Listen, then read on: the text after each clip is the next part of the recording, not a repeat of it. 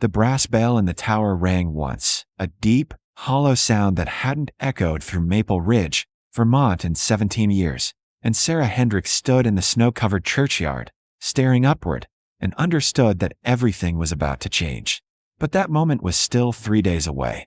The foreclosure notice arrived on a Thursday morning in mid-January, slid under the door of Sarah's studio apartment in Burlington at 6:47 a.m. by a process server who didn't make eye contact. 29-year-old Sarah sat on the floor in her waitress uniform, still damp from the breakfast shift at Miller's Diner, where she pulled 50-hour weeks at $12.75 an hour plus tips that averaged another $140 weekly, and read the document that would erase the last piece of her foundation. Notice of eviction, property foreclosure, vacate within 15 days. The building had been sold to a development company called NorthPoint Holdings LLC 3 weeks earlier. The new owners were converting the structure to luxury student housing for the University of Vermont, studio apartments renting at $1,850 monthly to undergraduates whose parents paid a year in advance.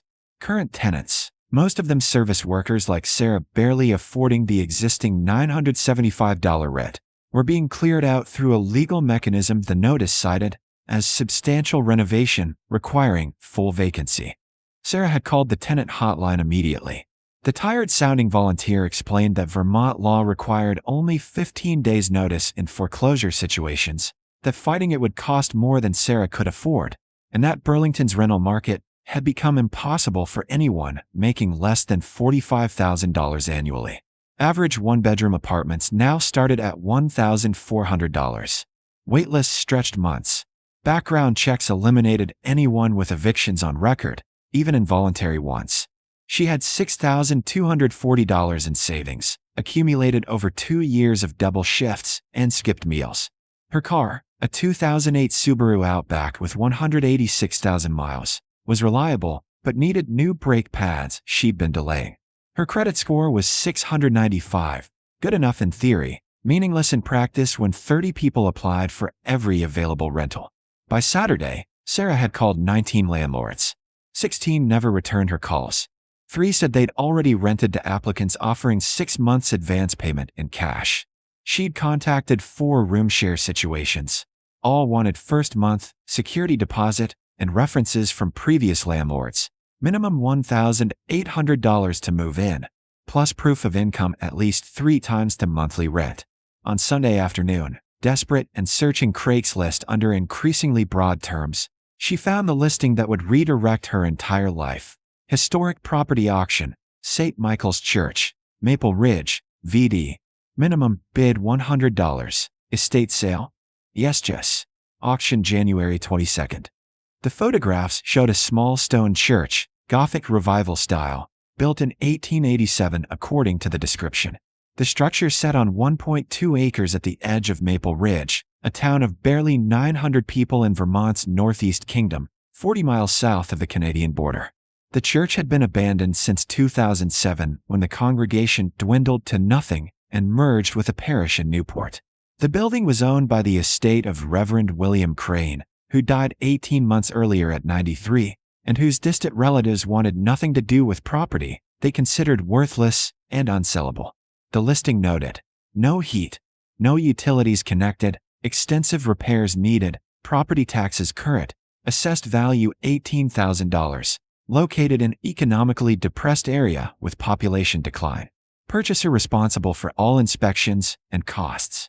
Town has expressed interest in demolition if no buyer found. Sarah studied the photographs on her phone screen while sitting in the Subaru in a grocery store parking lot, the engine running for heat, her savings account balance glowing on her banking app. $6,240. The church had tall arched windows, most intact. A bell tower rising perhaps 40 feet. Stone walls that looked solid despite weathering. It was isolated. The nearest neighboring building appeared to be at least a quarter-mile away through forest. She drove to Maple Ridge on Monday, her day off, taking Route 91 north through snow-covered mountains and past frozen lakes. The town was a handful of buildings along the Tulane Highway. A general store, a post office, a volunteer fire department, 6 or 7 houses with wood smoke rising from chimneys. The church stood at the southern edge, set back from the road behind a rusted iron fence, surrounded by pine trees heavy with snow. Sarah parked and approached on foot. The structure was smaller than the photograph suggested, maybe 2,400 square feet total, built from local stone with a slate roof that sagged slightly on the north side. The windows were covered with plywood. The front doors were chained shut. A faded historical marker identified it as St. Michael's Catholic Church, established 1887, added to the Vermont Register of Historic Places in 1982. She walked the perimeter through knee-deep snow. The foundation looked intact. No obvious structural collapse. The bell tower rose from the center of the building, accessible through what would have been the choir loft. From the outside, it appeared solid. At the Maple Ridge Town Office, a single-room building next to the post office, a woman named Eleanor Sims looked up from a desk piled with manila folders. She was perhaps 70, wearing a thick cardigan, and she studied Sarah with the careful assessment of someone accustomed to strangers passing through and locals staying put. "I'm interested in the church auction," Sarah said. Eleanor's expression shifted to something between pity and curiosity. "You and nobody else, honey. Estate's been trying to unload that property for a year. Town would have bought it for demolition, but we don't have the budget. You're the first person who's even asked about it since the listing went up. What can you tell me about it?" Eleanor pulled out a property file. Church closed in 2007, been empty since. Reverend Crane maintained it until about 2015. Then his health failed, and it just sat. Estate finally went through probate last year. Property taxes are $840 annually, currently paid through end of this year. Zoning allows residential conversion. You need septic inspection, while testing if you wanted to use the existing well, electrical and heating systems installed from scratch. Town water doesn't run out that far. What's the catch? The catch is you'd be living in a church in a dying town in the coldest part of Vermont, with no job prospects and winters that hit 20 below. The catch is that building needs at least $40,000 in work to be properly habitable, and even then you'd be heating 2,400 square feet of drafty stone. Eleanor's voice wasn't unkind, just factual. "Why are you interested?" Sarah showed her the eviction notice. Eleanor read it slowly, then looked up with understanding in her eyes. "You're not the first person who's come north because they got priced out down south. So make it work. Most don't last past the first winter. But if you've got nowhere else to go, at least it's a roof." The auction was held online, a simple bidding system through an estate sale website. Sarah registered on Tuesday evening. Sitting in her car outside the apartment she'd have to vacate in 9 days, and watched the clock tick toward the 8 p.m. start time. She'd set her maximum bid at $500, money that would gut her savings, but still leave enough for basic supplies. The auction opened. Sarah bid $100. She waited. 5 minutes passed. 10. No other bids appeared. At 8:37 p.m., the auction closed. She'd won St. Michael's Church, Maple Ridge, Vermont, for exactly $100. The comments appeared immediately on her social media when she posted about it, seeking advice on rural living and building restoration. Friends from Burlington, co-workers from the diner, people she'd known in college before dropping out when her mother got sick. "You bought a church? In the middle of nowhere? For $100? Sarah, it's worthless. This is insane. You'll freeze to death. Just come crash on my couch and find a real place." Her former landlord, a real estate investor named Marcus Webb, who owned 6 buildings in Burlington and had voted to sell to North Point Holdings, commented, "Sometimes you need to accept reality. That church is a money pit in a dead town. Take the loss and move on." Sarah didn't respond. She packed everything she owned into the Subaru, paid the estate attorney $100 via wire transfer, received the property deed via email, and drove north on January 24th with $5,986 in her account, a car full of belongings, and a brass key to a church she'd seen only from the outside. She arrived at dusk, the temperature dropping through the teens toward single digits. The key opened the padlock. The chains fell away. Sarah pushed open the heavy wooden doors and stepped into absolute darkness that smelled of dust, old wood, and cold stone. Her flashlight beam swept across the interior. Rows of wooden pews, most intact. A small altar at the front. Arched ceiling rising 20 feet overhead. Plaster walls cracked, but not crumbling. A narrow staircase at the back leading upward to the choir loft, and bell tower. Sarah set down her sleeping bag and supplies, started a small propane heater she'd bought at a hardware store in St. Johnsbury, and began to understand the magnitude of what she'd taken on. The church was sound structurally but utterly unequipped for human habitation. No heat beyond what she'd brought. No running water, no electricity except what she could generate. She spent that first night in a pew near the heater, wrapped in every layer she owned, listening to wind howl around the stone walls, and questioning every decision that had led her here. Morning came with pale light through the boarded windows. Sarah made instant coffee with bottled water heated on a camp stove, ate a protein bar, and decided to explore the building systematically. She checked the basement first, stone foundation, dry, containing an ancient oil furnace that would need complete replacement. The main floor was the sanctuary, approximately 1,800 square feet. The choir loft was accessible via the staircase, a smaller space overlooking the sanctuary, and from there, a ladder led upward into the bell tower. Sarah climbed with the flashlight clenched in her teeth. The ladder was wooden, old but solid.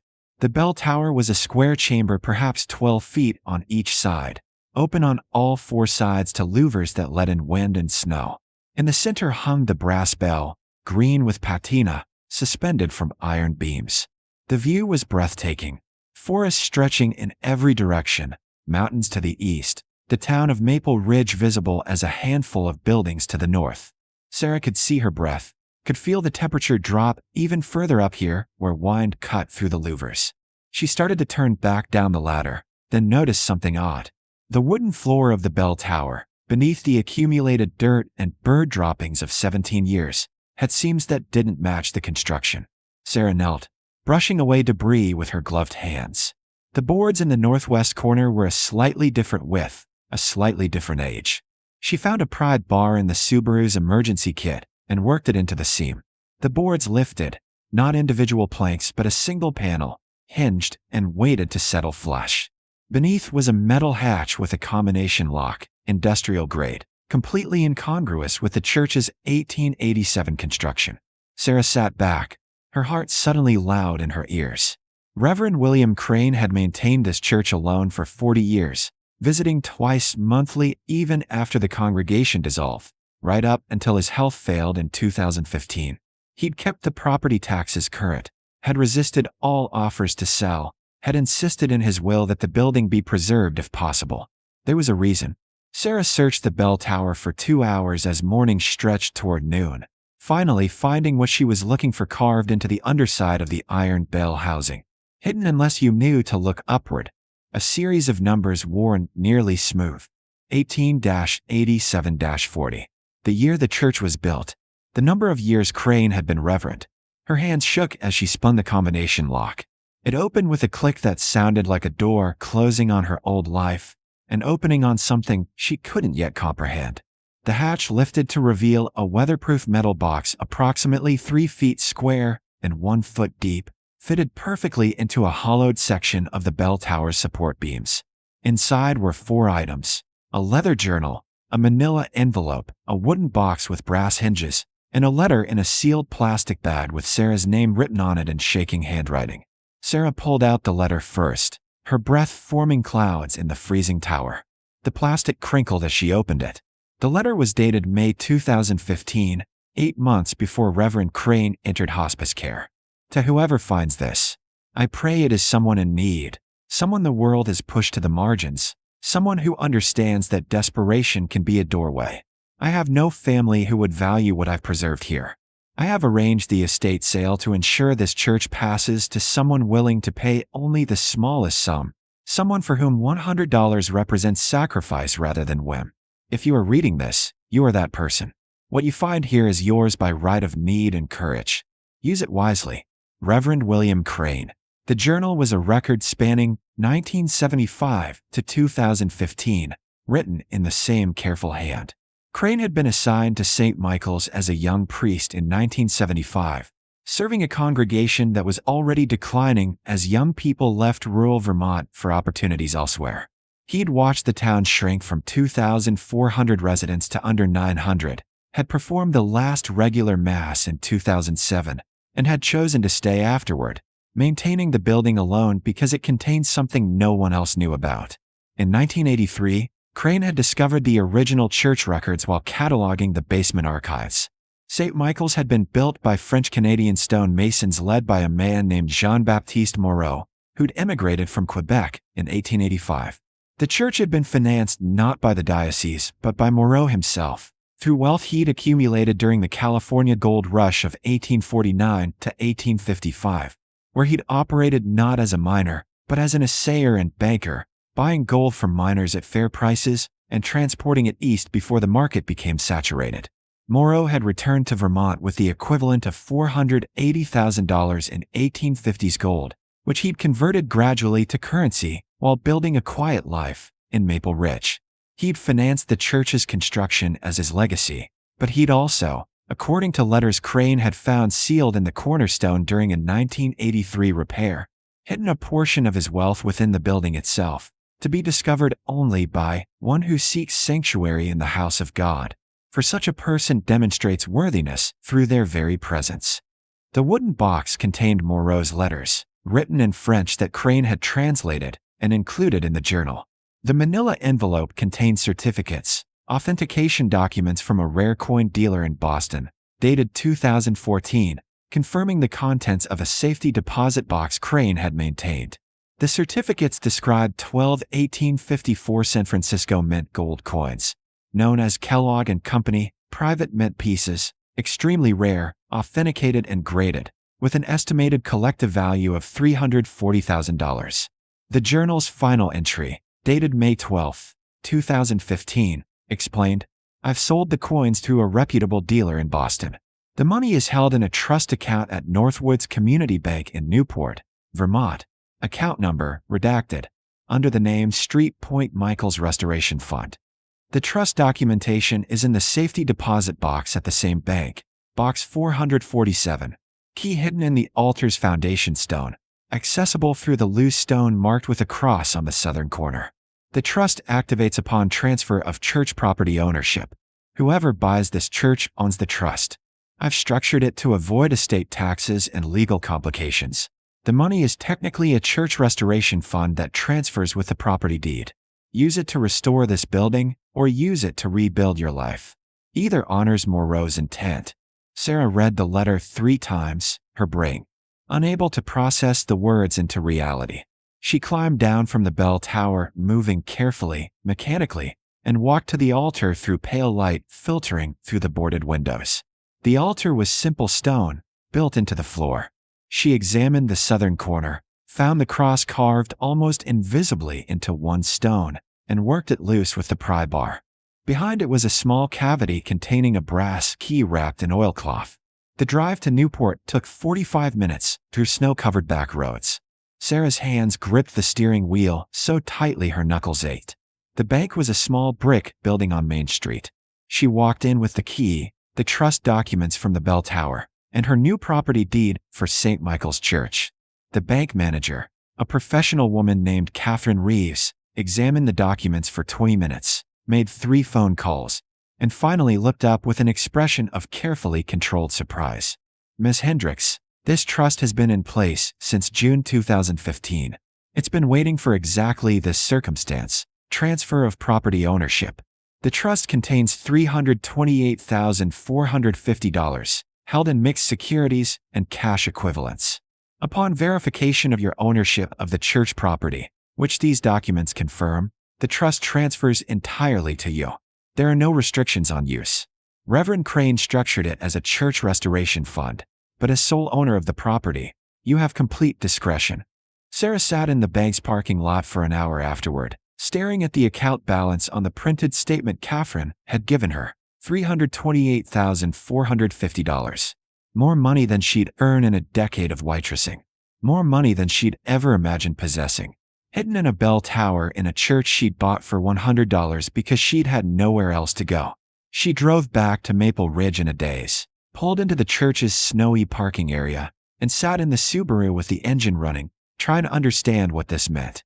She could leave, could take the money and return to Burlington, could rent a decent apartment and live comfortably for years while building the graphic design career she'd abandoned when her mother got sick and the medical bills consumed everything. Where she could stay, could honor what Reverend Crane and Jean-Baptiste Moreau had intended, could restore this building, could create something here in this dying town at the edge of nowhere. She thought about the comments on social media, the friends who'd called her insane, Marcus Webb suggesting she accept reality. She thought about North Point Holdings clearing out 50 families to build luxury student housing. She thought about how many times she'd been told that survival meant accepting scraps, that fighting back was futile, that people like her didn't get to win. Sarah walked into the church, stood in the center of the sanctuary surrounded by dusty pews and cracked plaster, and made her decision. She called a contractor the next morning, a local builder named Robert Ashford, whose number Eleanor Sims had given her. Robert drove out that afternoon, a weathered man in his 50s who'd lived in Maple Ridge his entire life. She showed him the building, explained what she wanted: full restoration, proper heating system, electrical, plumbing, kitchen and bathroom installation, structural repairs, preservation of the historic character. "That's a $120,000 project minimum," Robert said, walking through the sanctuary. "Probably closer to $150,000 to do it right. You'd have the most beautiful building in town, but that's not saying much given the town's situation. You planning to live here?" "Yes, and I want to use the main sanctuary as a community space. Free meeting room for locals. Event venue. Something this town can use." Robert studied her for a long moment. "Most people with that kind of money leave places like this. They don't invest in them. I'm not most people." The work began in February. Robert's crew installed a high-efficiency heating system with propane backup, ran electrical lines from the road, drilled a new well, and installed skills she'd developed during her mother's illness when she'd helped hospital social workers secure funding. By May, the church was transformed. The sanctuary gleamed with restored woodwork and fresh plaster. The windows, unboarded and repaired, let in floods of light. The heating system kept the massive space comfortable. Sarah's living quarters in the choir loft were modest but perfect: a sleeping area, a small workspace, a kitchenette. The bell tower, accessed through her loft, became her private refuge. She'd spent $186,000 on the restoration, leaving $142,450 in savings. The church's assessed value had increased to $240,000, and the property taxes had jumped to $1,680 annually. Painful, but manageable with her freelance income, which was averaging $3,200 monthly. The town's reaction was cautious curiosity that gradually shifted to something like wonder. Eleanor Sims was the first to visit, walking through the restored sanctuary with tears in her eyes. "I was married here in 1972, she said quietly. "I thought I'd never see it beautiful again." Sarah offered the space for free to the town's handful of community groups: the Volunteer Fire Department for monthly meetings, the Historical Society for presentations, families for private events. The Maple Ridge Community Church, which held services in the fire station, asked permission to use the sanctuary on Sundays. Sarah agreed, charging nothing, asking only that they respect the building's history. In June, a regional newspaper ran a feature: "Young Woman Restores Historic Church in Dying Vermont Town." The article went viral on social media, shared thousands of times, generating attention Sarah hadn't anticipated. Architectural preservation groups praised the restoration. Tourism websites listed St. Michael's as a hidden gem. People began visiting, not in huge numbers, but steadily: photographers, history enthusiasts, travelers exploring the Northeast Kingdom. The comments appeared again on Sarah's social media, but different this time. "This is incredible. I can't believe you actually did it. This is what courage looks like." And from Marcus Webb, the landlord who'd voted to sell her building to developers: "Sometimes I'm wrong about what's possible. This is amazing." Sarah didn't respond to that one either. She was too busy planning the next phase. In July, she converted the church basement into a commercial kitchen and small cafe, hiring 2 local teenagers who'd been planning to leave town for lack of opportunity. The cafe served coffee, baked goods, and simple lunches to visitors and locals, generating additional income while creating jobs. She registered the operation as a nonprofit, St. Michael's Community Foundation, with a mission of historic preservation and rural economic development. By August, the cafe was breaking even. The church was generating modest revenue through event rentals and donations. Sarah's freelance work continued steady. The building that had been abandoned and worthless was now the center of something unexpected. Not a revival exactly, but a possibility, a proof that investment in forgotten places could yield returns measured in something other than profit margins. The letter arrived in late August from North Point Holdings. It was addressed to Sarah Hendricks, St. Michael's Church, and marked private and confidential. Inside was an offer to purchase the property for $425,000, along with a proposal to convert it into luxury vacation rentals targeting sophisticated travelers seeking authentic rural experiences. The letter noted that her restoration had demonstrated the property's potential, and that North Point was prepared to offer above-market value for immediate sale. Sarah read the letter twice, then walked up to the bell tower. She stood where she'd found the hidden hatch, looking out over the forest and mountains, and thought about the choice she'd made that winter day when she could have taken Crane's money and run. She'd chosen to stay because leaving would have been just another form of defeat. She'd been pushed out of Burlington by people like North Point who saw housing as profit centers and communities as obstacles. She'd been told repeatedly that people like her, broke, disposable, expendable, didn't get to win, didn't get to claim space, didn't get to build something permanent. Reverend Crane and Jean-Baptiste Moreau had understood something that North Point never would, that wealth's highest purpose was creating sanctuary for those who needed it most. Sarah's response to North Point Holdings was a single sentence on St. Michael's Community Foundation letterhead. The property is not for sale at any price. The reaction was swift. North Point's attorney called, attempting negotiation. Sarah didn't answer. A different letter arrived offering $550,000, then $625,000, prices that exceeded any rational assessment of the property's market value, but made perfect sense as attempts to eliminate a philosophical threat. Sarah filed each letter without responding. By September, the story had evolved beyond one woman restoring a church. Regional media covered the offers and Sarah's refusals, framing it as a David and Goliath battle between community preservation and corporate development. The narrative resonated because it was true, because everyone had watched small towns hollowed out by economic forces that treated places as disposable and people as irrelevant. The attention brought unexpected support.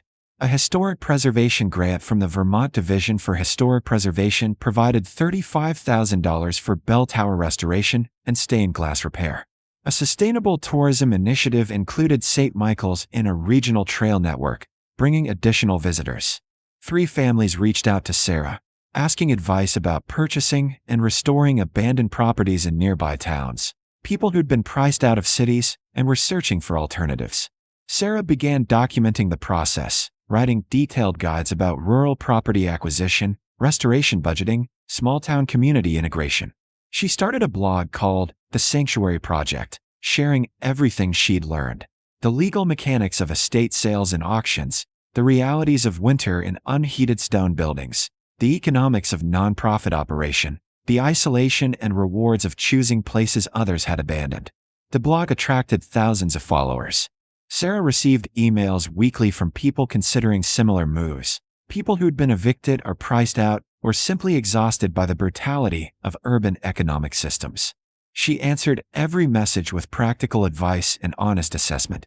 This path wasn't romantic, wasn't easy, required tolerance for discomfort and uncertainty that most people couldn't sustain. But for those who could, it offered something invaluable: autonomy. The freedom to build life on your own terms in spaces others had declared worthless. In October, the town of Maple Ridge held its first population increase in 40 years, 6 new residents, 4 of them young adults who'd purchased abandoned properties and begun restoration projects after reading about St. Michael's. Eleanor Sims, still managing the town office, mentioned to a state demographer that something unusual was happening. "We're not dying anymore. We might actually be stabilizing." The fire department approached Sarah about using the church basement for community dinners, events that had ceased years earlier when the town lost its gathering spaces. Sarah agreed, helping organize monthly potlucks that drew 30 to 40 people, nearly 5% of the town's population. The dinners became planning sessions where residents discussed infrastructure needs, business opportunities, collaborative projects. The volunteer fire department secured funding for new equipment. The general store expanded hours. Small changes, but directional, pointing toward survival rather than slow extinction. In November, Vermont Public Radio interviewed Sarah for a feature about rural revitalization. The interviewer asked the question everyone asked: do you ever regret buying the church? Do you ever wish you'd taken the money you found and used it to build a more conventional life? Sarah's answer was immediate. The money wasn't the treasure. The treasure was learning that I could survive the worst thing that happened to me and build something better from the wreckage. Reverend Crane didn't leave me wealth. He left me proof that I was stronger than I thought I was. The interview aired during Thanksgiving week. The response was overwhelming. Messages from across the country, people sharing their own stories of displacement and survival, asking how to find their own versions of St. Michael's. Sarah began compiling a database of abandoned properties in rural areas, connecting people who needed housing with buildings that needed saving. The project was informal, volunteer-run, but effective. By year's end, 17 properties across Vermont had been purchased and were undergoing restoration. December brought the first real test of Sarah's resolve. A severe cold snap pushed temperatures to 23 degrees below zero for 5 consecutive days. The church's heating system handled it, but barely, running continuously and consuming propane at rates that made Sarah's budget calculations look optimistic. The pipes froze twice despite heat tape. The electrical system overloaded during a particularly cold night, requiring emergency repairs that cost $1,800. Sarah sat in the choir loft on the 5th night, wrapped in layers, listening to the heating system labor against the cold, and confronted the reality that this life was financially precarious in ways she'd underestimated. Her savings were down to $108,000 after the emergency repairs. The church's operating costs, utilities, insurance, property taxes, maintenance, were running nearly $3,400 monthly. Her income from freelancing and the cafe covered about $3,900 monthly, leaving a margin of $500 that evaporated with any unexpected expense. She could survive this winter and probably the next, but long-term sustainability required either significantly increased income or reduced costs. The church was beautiful and functional, but it was also a massive stone building designed for congregations of 100 people, not one person living in a converted choir loft. The solution came from an unexpected source. The email arrived on December 18th from an organization called Rural Arts Collective, a nonprofit that facilitated artist residencies in remote locations. They'd read about St. Michael's and wanted to propose a partnership. The church would host 3 resident artists annually for 3-month periods, providing housing in the choir loft and studio space in the sanctuary. The organization would pay $2,500 monthly per resident, cover utilities, and handle artist selection and programming. In exchange, the artists would offer free community workshops and open studios, integrating their work with Maple Ridge's community development. Sarah accepted immediately. The residency program would generate $7,500 per quarter, effectively covering the church's entire operating budget during residency periods. The community programming aligned perfectly with St. Michael's mission, and Sarah would move to the basement apartment she'd built for cafe staff, giving the loft to the artists. The first resident arrived in January, a sculptor from New York named Aisha Brooks who'd been priced out of her Brooklyn studio and was exploring rural working models. Aisha transformed the sanctuary into a workshop, creating large-scale pieces from reclaimed metal she sourced from Vermont junkyards. Her open studio events drew 50 people from across the region, generating cafe sales and demonstrating that high-quality art could exist and thrive outside urban markets. By March, the church had become something Sarah hadn't anticipated, a model. Not just a survival story, but a template for how abandoned spaces and displaced people could create mutual value. The blog had evolved into a formal resource hub. The property database had expanded to 6 states. Sarah was receiving consulting requests from nonprofits and municipalities interested in replicating the model. She quit freelance grant writing and formalized her consulting practice, charging fees that range from $150 to $500 per project, helping people navigate property acquisition, restoration planning, and nonprofit structuring. The income was irregular but substantial, averaging $4,200 monthly across the first quarter. Combined with the artist residency payments and cafe revenue, St. Michael's was financially stable for the first time. In April, Marcus Webb, the Burlington landlord who'd voted to sell Sarah's building, contacted her through LinkedIn. His message was brief. "I'm facing a choice similar to one you faced. A developer wants to buy my remaining properties for conversion to luxury units. The offer is substantial, but it would displace 43 families. I know I have no right to ask your advice given our history, but I'm asking anyway. How do you make these decisions?" Sarah's response was longer, written carefully. "You make them by asking what you want your legacy to be. You can take the money and live comfortably knowing you profited from other people's displacement, or you can take the harder path and try to be part of a solution. I'm not going to tell you which to choose. That's your decision. But I will tell you that the harder path leads to things money can't buy. The knowledge that you stood for something, that you chose people over profit, that when you had the choice between being part of the problem or part of the solution, you chose correctly. Whatever you decide, you'll have to live with it. Make sure you can." Webb responded 3 days later. "I declined the offer. I'm working with a tenant cooperative to convert the buildings to resident ownership. It's complicated and I'll make far less money. But you're right. I need to be able to live with my choices. Thank you."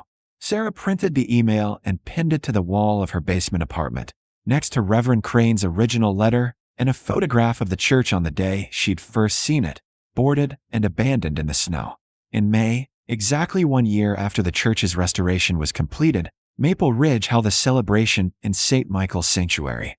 Eleanor Sims gave a speech about the town's history, its decline, and its unexpected stabilization. The fire chief presented Sarah with a plaque. "In recognition of service to community, Sarah Hendricks, St. Michael's Church.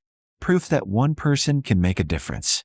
Sarah stood at the front of the sanctuary, looking out at the 120 people who'd gathered, locals, visitors, the sculptor and residents, the teenagers who worked at the cafe, people who'd purchased and restored properties in nearby towns, reporters covering the story.